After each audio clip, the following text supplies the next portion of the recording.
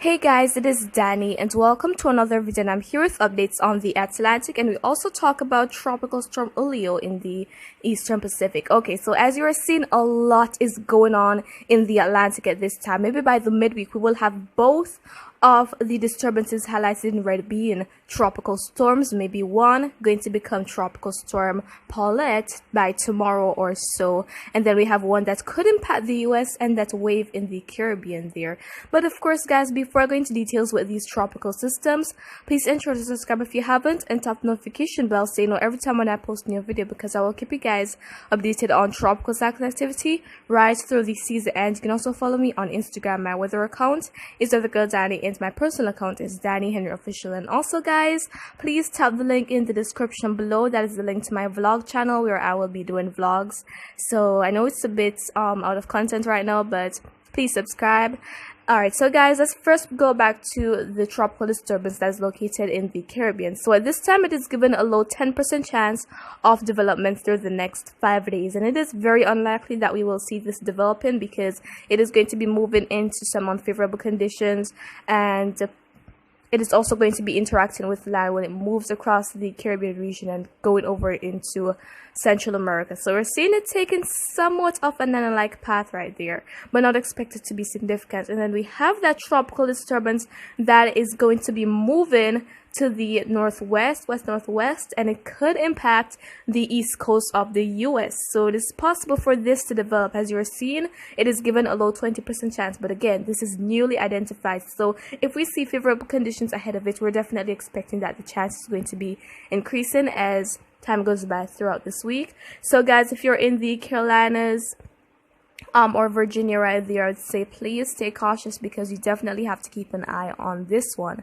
And then the tropical disturbance that is located just off the coast of Africa is given a high 80% chance of development through the next 5 days and a 50% chance through the next 48 hours. And so it's going to be moving over the Cabo Verde Islands, so it is going to be enhancing the rainfall in those areas, and then going to be moving to the west-northwest right there. But our models are showing that this may not be a threat to land, but still guys, we definitely have to keep watching it, because anything can happen, anything can change with this. And so maybe by the midweek we could see this becoming a tropical storm. I would say after this tropical disturbance that you're seeing here, Invest 92L becomes a named storm, because we're expecting this to develop into a depression maybe by the next day or so, and might achieve tropical storm status not too long after. So this is actually, I would designate this as our brewing tropical storm Paulette, and this is not expected to be a threat to land during the next couple of days, fortunately, because this could be something that's quite significant. And as I talk about that, we're also going to go to the potential intensity map very soon. But looking at satellite view of it right now, there we have it. We're certainly starting to see somewhat of a rotation, but it is quite disorganized still. So once we have that increase in the shower and thunderstorm activity, no doubt that this will be classified as a tropical depression, because it is starting to possess the features of one, guys. So as time goes by, we're expecting this to look a lot better, and especially because of no land interaction, or really not a lot of unfavorable conditions, we're expecting some intensification here. All right, so for the potential intensity, here we have majority, well, all of our models agree on this becoming a tropical storm. One saying that it might achieve category 1 status, which is certainly not impossible, guys. So this is going to be in the open waters for quite a long time, so definitely not impossible for this to achieve category 1 status. But again, other factors such as the wind shear and the dry air influence a tropical system's intensification. And so for the potential path, well, it's kind of confusing right here, but I'd say most likely this is going to be moving to the northwest during the next couple of days. So we're not expecting this to be moving into the Caribbean, but we don't know what really is going to happen. We don't know if it will be a threat to the Bahamas or East Coast, but it seems unlikely.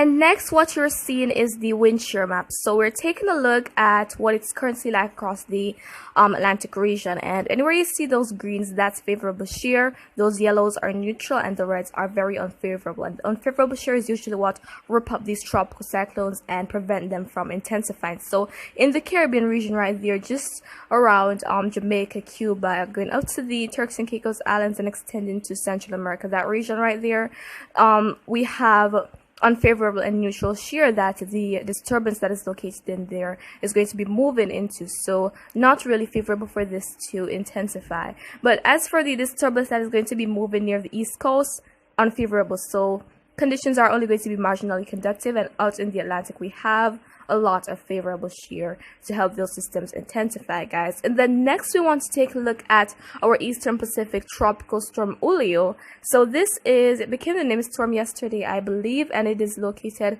just off the coast of Mexico right there. So fortunately this is not expected to be a threat to land. And now here we have the National Hurricane Center's cone of uncertainty. So at this time it has maximum sustained winds of 45 miles per hour, and it is accelerating to the west northwest at 10 miles per hour. So we're not expecting this to be a hurricane nor move inland. So that's the very good news with this. And actually we're having a below average Eastern Pacific hurricane season, while in the Atlantic, not so. So this is all due to the influence of the La Nina that's developing, where we have cooler waters over the Eastern Pacific, warmer waters over the Atlantic that really help these tropical systems to develop. And so guys, a lot is going on, guys, and so I will keep giving the necessary updates on the tropics as time goes by. And so if you found this video to be pretty informative, please give a thumbs up, and you can also share thoughts in the comments or ask a question. I will try to respond as best and as soon as I can. And just remember to always be wise, and I will keep giving updates on the tropics as time goes by.